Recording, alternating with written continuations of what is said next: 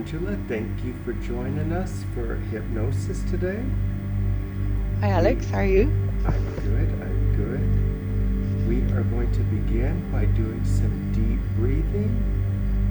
This is going to be slow, long, deep breaths to gently flood your brain and bloodstream with oxygen and awaken your subconscious. Then I'll ask you to hold your breath until you feel the gentle urge to breathe. When that happens, just relax and breathe normally, and you'll feel yourself drifting into a deep hypnotic state. Let's begin our long, slow, deep breaths together.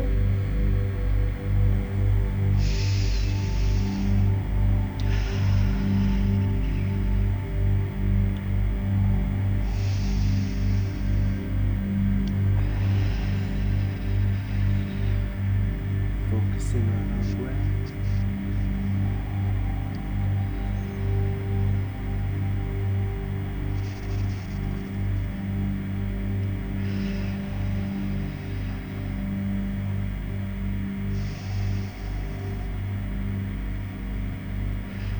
You're doing fantastic.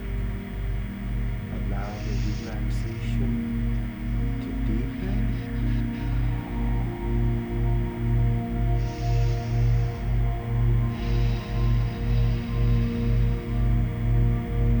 Long exhale.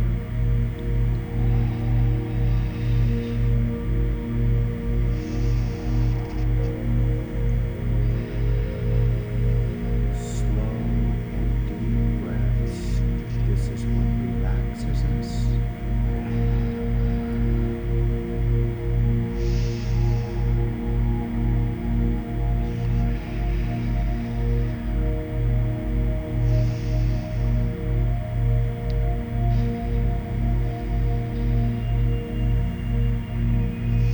Every breath takes you deeper into relaxation.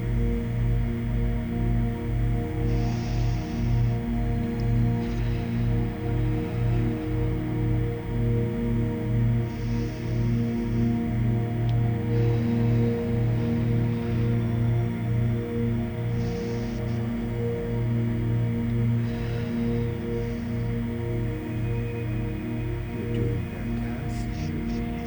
Allow the relaxation to deepen.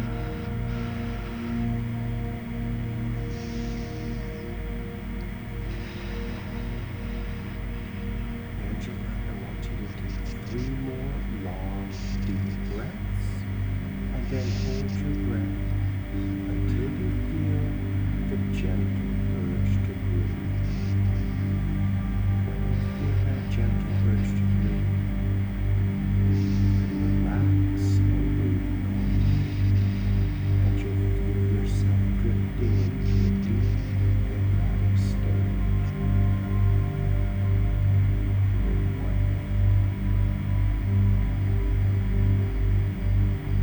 Your mind is wide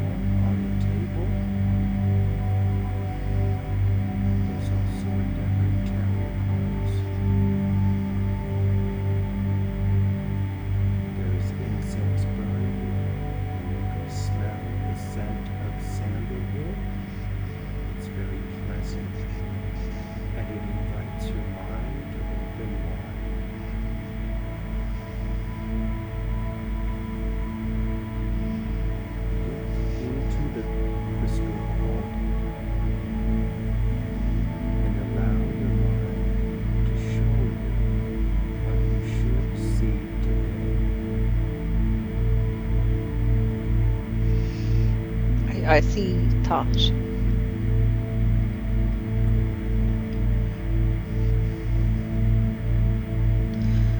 Thoth is an Egyptian god. He's showing me the Anubis, the dog man, and the pyramids. I see. He said, so you want to learn more about the Egyptian race? And he said, they're from the stars.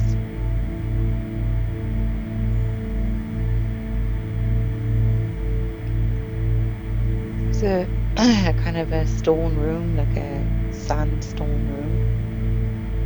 And there's like oil burning fire. There's books with glyphs on it, hieroglyphics.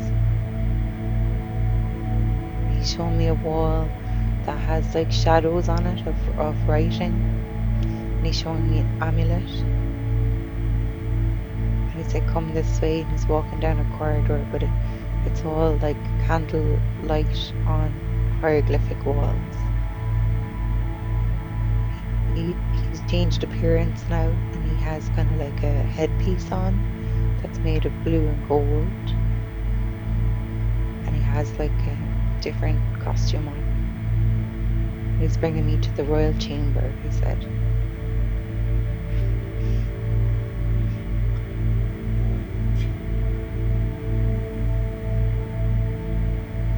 He said, Egypt extends way past the stars. There's only 2 rulers of this kingdom, this empire, a male and a female.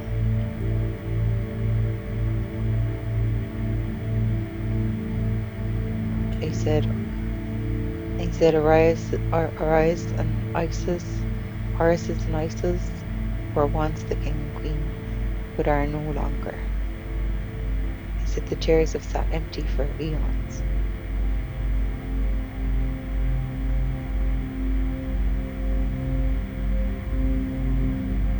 So there's 2 kind of thrones in a throne room in an Egyptian, kind of like a big huge room.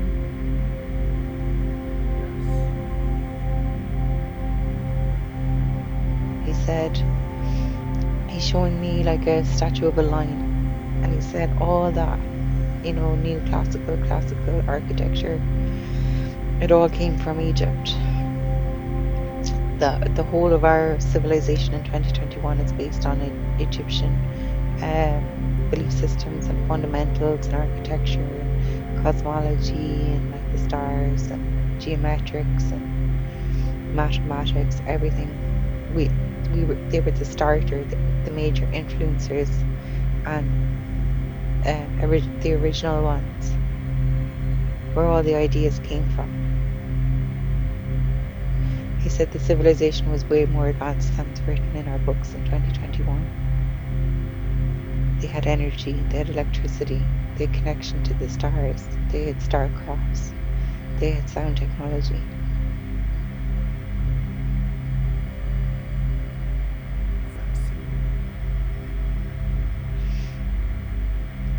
They said there was joints there as well. He said there was alien races welcome there too. He said it's all hidden under the sand.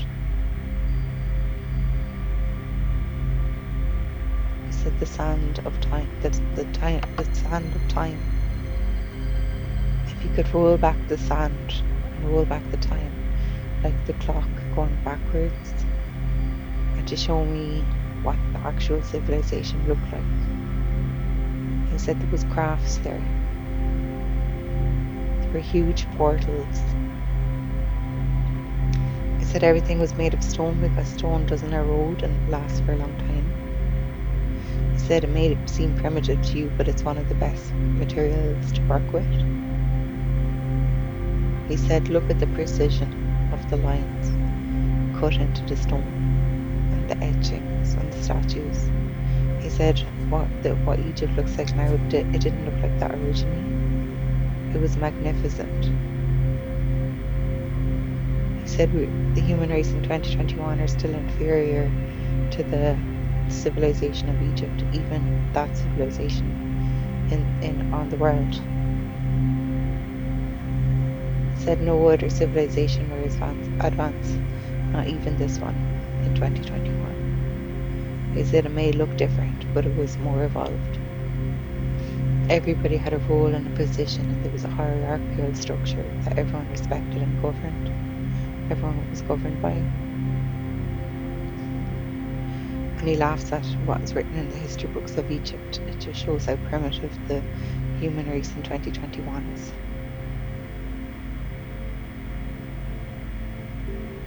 He said a lot of artifacts have been taken and hidden by different beings in 2021 through our history.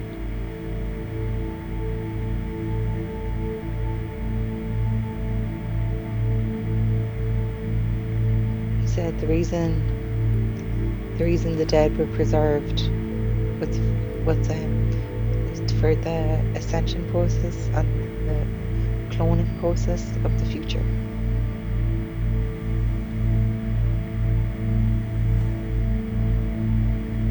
He said that rippled down through society where people used to keep hair samples of people. They keep like a cutting of their hair. They believed in the reincarnation and the afterlife and the afterworld and to be born again. And he said that all those could be resurrected if they choose to be.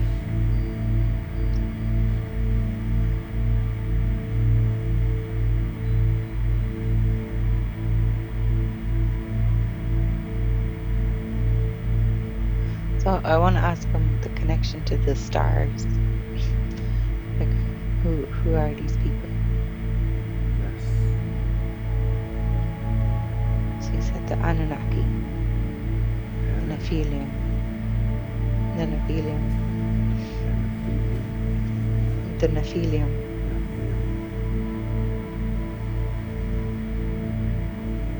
He said they're cousins, distant star cousins.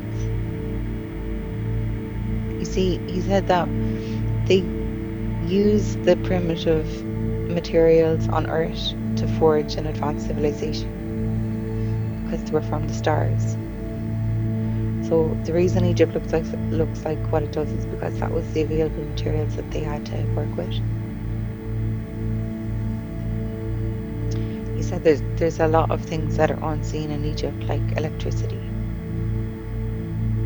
There was electricity in Egypt.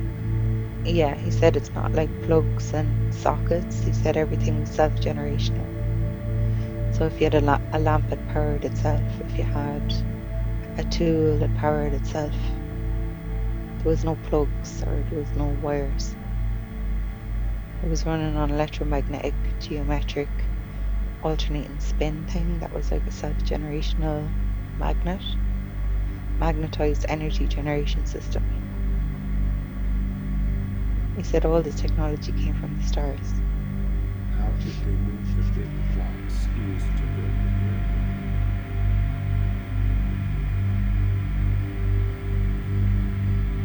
It's showing a person putting their hand out and the stone, big massive boulders are moving at the command of energy coming out of their finger. He said telepathy was right. He's trying to say, like, you don't understand how advanced in levels of ascension and in intellect and technology these beings were. He said they're not human, they're galactic.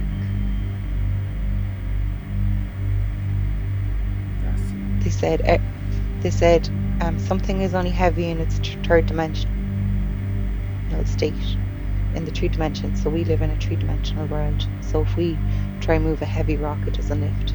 He said how they lift the stone with their finger, from the energy coming out of their fingers, they increase the vibration of the stone, that it's vibrating at a higher rate, and there's no weight there. So it's like it becomes like a light projection.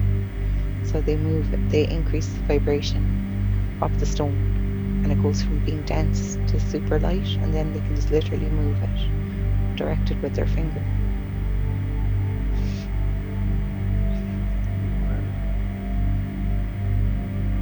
He said there was nothing like the River Nile and the stars reflecting down on it, glistening.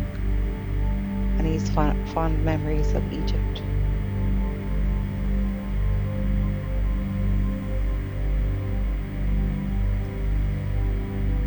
He said that the Anunnaki will be back on a return visit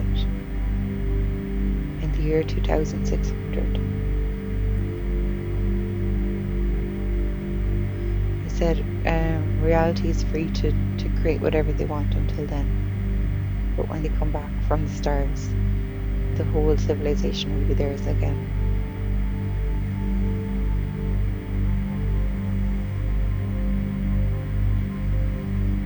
They said they won't renew Egypt, they'll build something new.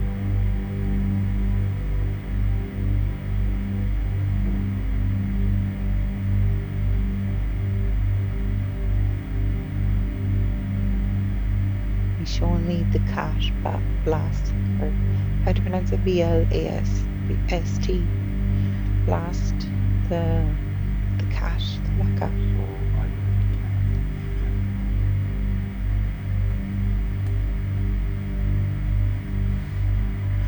The cat represents deep wisdom and deep magic. He said that there is not one practitioner or person on the earth who can channel or do the magic of the blast of the cat. It's that advanced. Like, there's no one on the earth, not one person has been chosen to do that magic.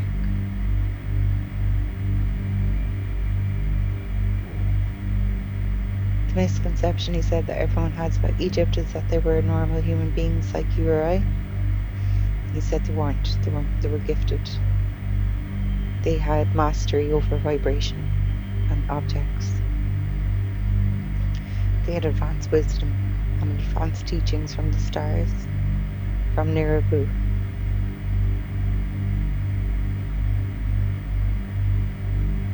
It was a two-class system. There was the chosen, and then the elect, and then there was the workers. Not everybody. It was a slave society. Not everybody was chosen. There were servers, food, like clothing, doing the hair. He's talking about offerings.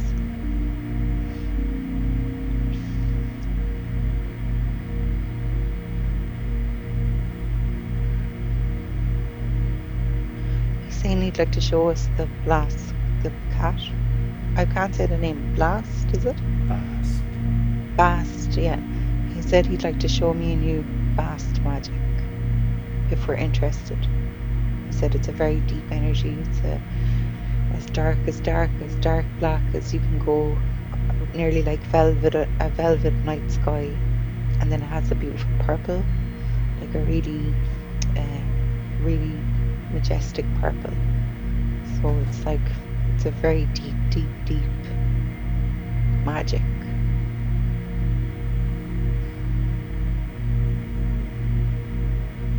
Said you'll learn about the removal of curses. You'll see them as just energy imprints that you can wave your hand and the imprint will go.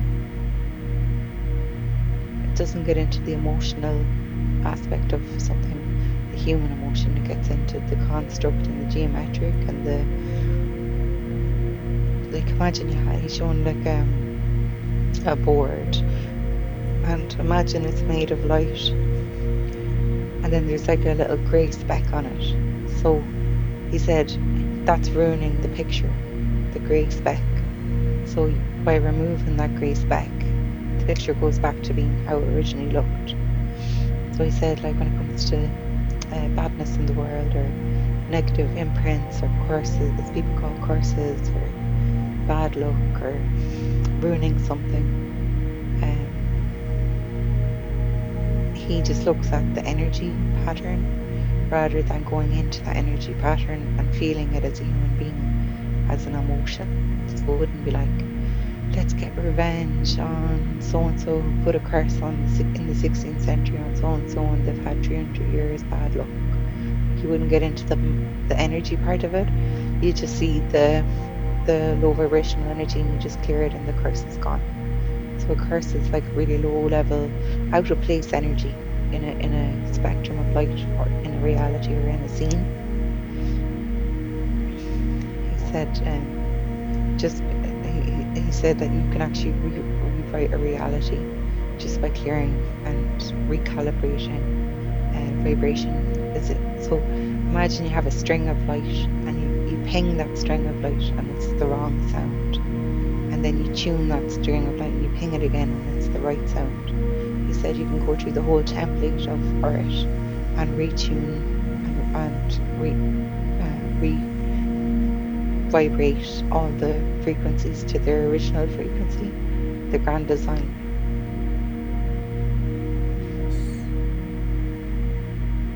He said deep Egyptian magic, even though it's not called Egyptian, it's Nehruan.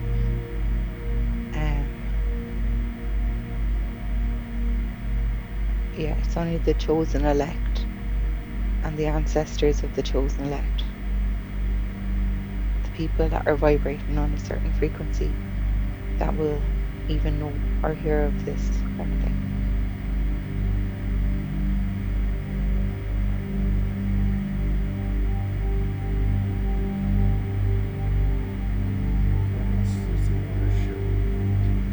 He's saying that the art is a complete mess.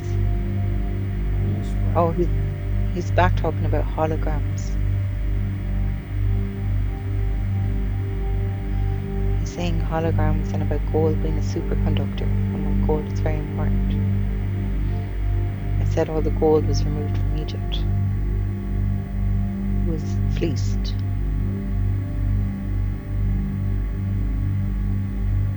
Yeah, they work in like a holographic observational capacity because they have the ability to increase and decrease vibration at will. So they can take they can put out their hand and they can imagine an apple kind of thing. I don't know if they can do it with food, but he's saying that yeah, he can take a holographic imprint and then change the vibrational frequency of it and make it three-dimensional. He said you'd either increase your vibration to meet it on physical vibration level, or you can decrease the vibration to a human level.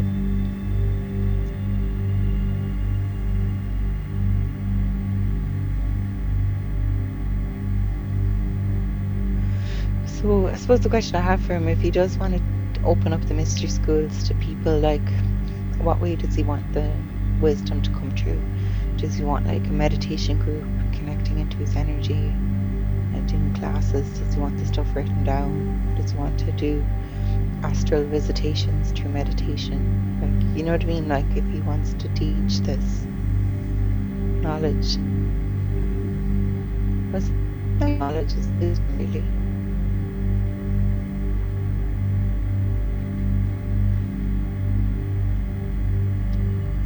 He said the crystal city, like selenite, you know, the selenite crystal?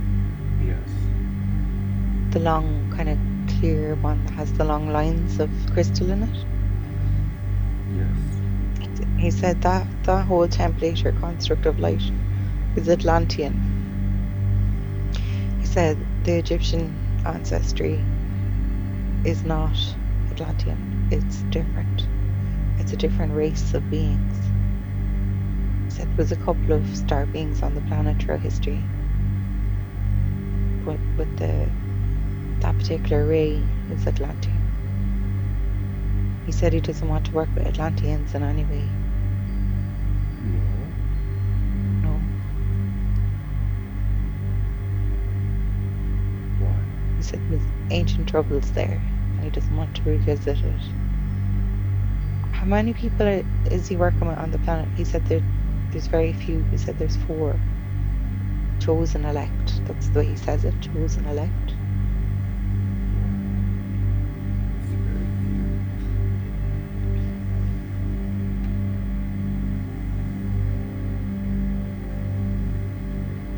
So he said that'll increase to 16 and then to 31.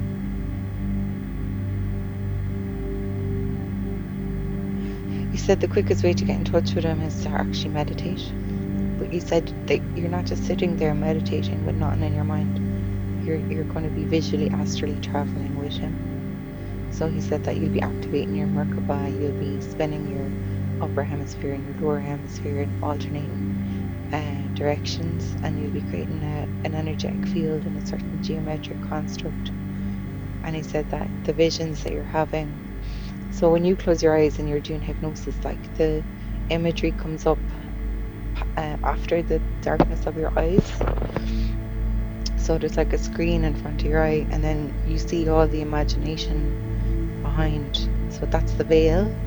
Did you ever hear that before? The veil. Yes. So the veil is the darkness of your eyes when your eyes are closed. And then when you're doing visualization, you see beyond the veil. So he's saying that after a while, the veil disappears and you're in that world. He said it's of advanced meditation, and only the yogis and magis were able to do it. And a lot of them are under the influence of herbs and plants.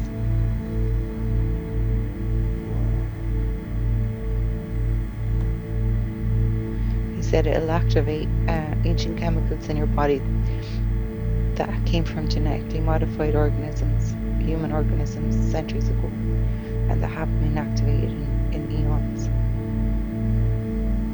He said that you can use the technique of doing past life regression and having a guide. He said you can also sit cross-legged or anywhere you're comfortable, and you can travel with him one-on-one. So anyone that's listening to it, he's cordially inviting you to sit and ask, all you have to do is connect to Thoth, and he'll take you for a tour through the cosmos, through meditation and visualization. But you can call it visualization, but you're actually being brought through a tour of the celestial beings. This is deep.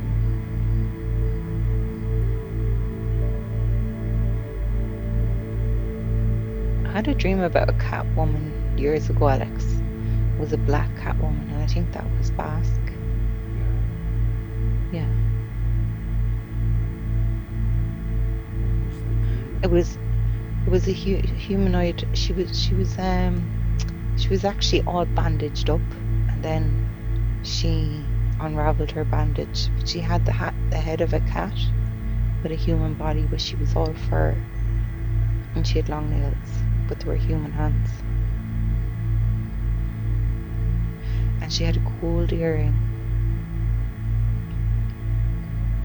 a single kind of thick gold, and it was a real ancient gold. It wasn't like a 14 or 24 carat. It was like a different mix of gold, a different kind of composition of gold.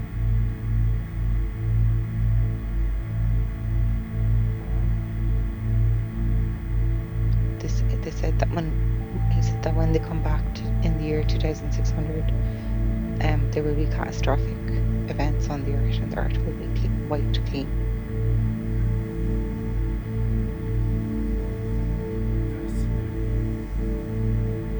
This like all the infrastructure and everything will just be like, there'll be massive waves, and they'll probably flood the place and then clean the place again. They'll just clean it up.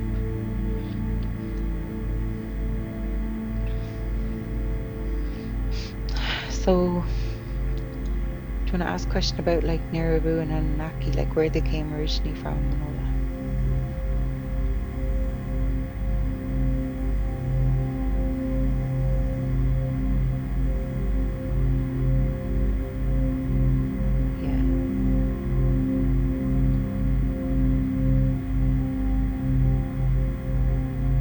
Yeah. See, they've gone past time. They've transcended time. So they live in the past, present, and future all at once. So you could call it time travel or teleportation.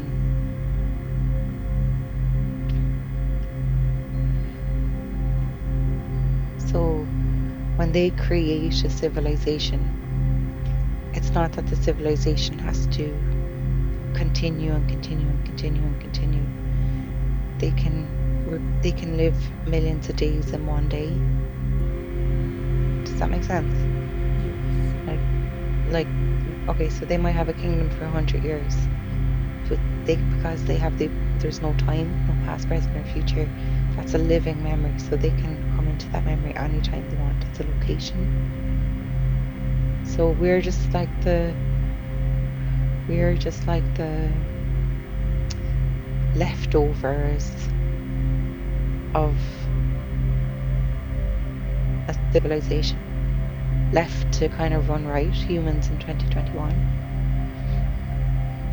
And we've been given like free dominion to create. There's no like overlord or empire or world leader or world government or anything like that. So we're like basically free in a playground. With the kingdom that they're from, the empire that they're from, it's like majestic. Sounds beautiful. And they're quite intense people, energetically. Like it's almost royal, like etiquette of royalty. Yeah. Everything is quite structured, and there's no like laughter. Everything is very ceremonial.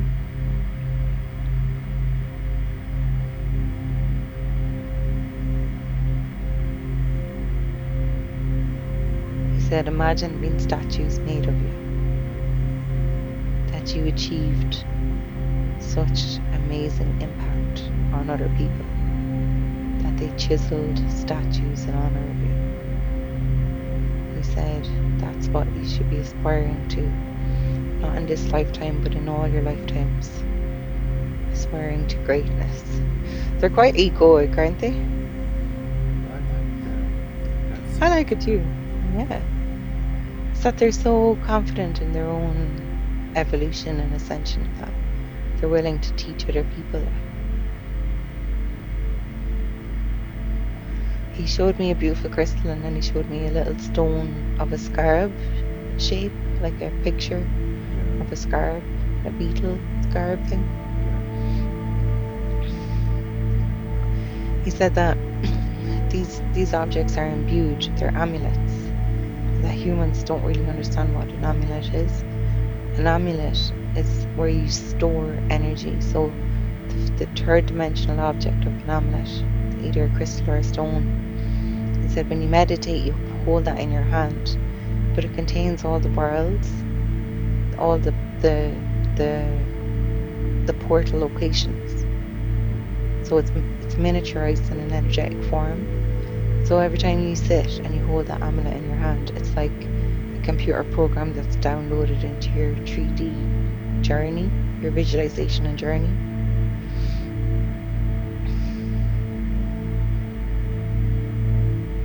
So it's kind of like a floppy disk or a hard drive or a USB key. It's storing energy, locations of transversing space and time, aka time travel, or do you know what I mean? So it's not just a stone, it's a hard drive. He said to the unawakened, when they hold that stone, they won't be able to see the imagery because they're not awoken. But to the awoken, that's like being given like a holiday, a trip of a lifetime on a holiday. And you'll just see like reality after reality after reality, and be given loads of wisdom and deep magic and wisdom and that kind of stuff. He said there's no point, when you're asleep, because the veil is too thick and you don't remember. He said learn to fall asleep with your eyes open. He said you'll be transported. Your whole life will take a new shape and a new meaning. And he laughs at people who meditate to have a clear mind. He said that's not what the yogis do. They're busy traveling, doing business in the other worlds.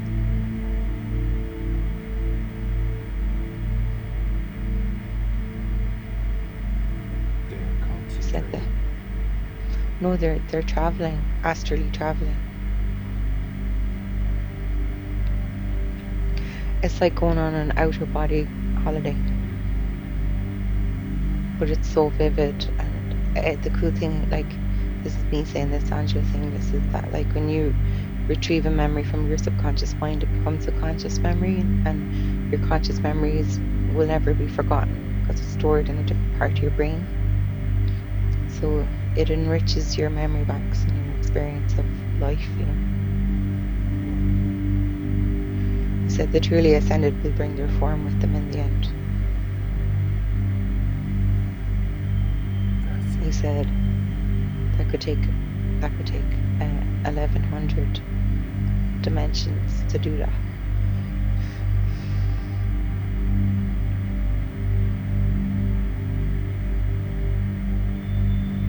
Okay, so just to recap, so there's the Basque invitation. Yes. If we want to do more Basque, and then Thoth is always willing and talkative. Yes.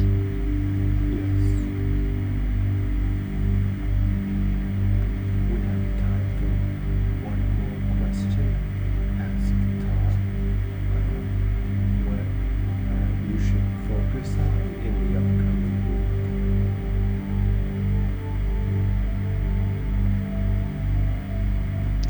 He said that to realize greatness in this world, you need to sit, whether cross-legged or lying down, whatever way you rest, and you need to start with a black canvas. And he said, visualize your life there. Let that be your vision board. It's a three-dimensional virtual world of what you want to. He said, forget about saying like, oh, I want to have $1 million, or you know what I mean? Like, you can do it that way. But he said to visualize it in the darkness. So you want a dream house. Build your dream house in your imagination with the backdrop of a block surrounding. If you want to improve your job or change your job or something, visualize that happening and put it in that. And then he said that will draw more power than just trying to strum the odd vibration of I am a millionaire, I am a millionaire. He said that the power level, the amplitude of your energy coming out of your force field is too low. So although you're trying to manifest I am a millionaire or something, he says meditate and see yourself living your life as a millionaire. And it goes, every day you're adding more energy into it, you're magnetizing it, and it's going to start being calibrated on the same vibrational wavelength that you reside on. And then he said you just literally walk into it and the opportunity will present itself. He said you can do it for passion, love, money, materialism, self-image, body image, you know, the world's oyster. You can do it for like love, healing, peace, of nations, and like storms. Like if there was a storm, you can go in there and imagine the storm is getting less and less. And That is beautiful. he said that's like way more powerful than just saying, oh, I am a millionaire, I am a millionaire, over and over. He said that just go into the darkness of the night and create three-dimensional environments and scenes and walk around in it and calibrate your energy to that vibration, and then it'll download. I love that. It's great advice. We thank Thoth tremendously for his And Basque wisdom. was there. You're back? Basque was there as well. And we want to thank Bast as well for all this wisdom that they both shared with us. It was a fascinating journey. Thank you. And we will speak with them again real soon. When I count to 3, Angela, we'll be wide awake and feeling great. Yeah. And we'll remember all the wisdom they shared. 1, 2, 3, eyes open, wide awake.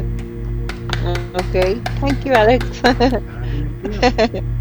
Really good. That was cool. Yeah.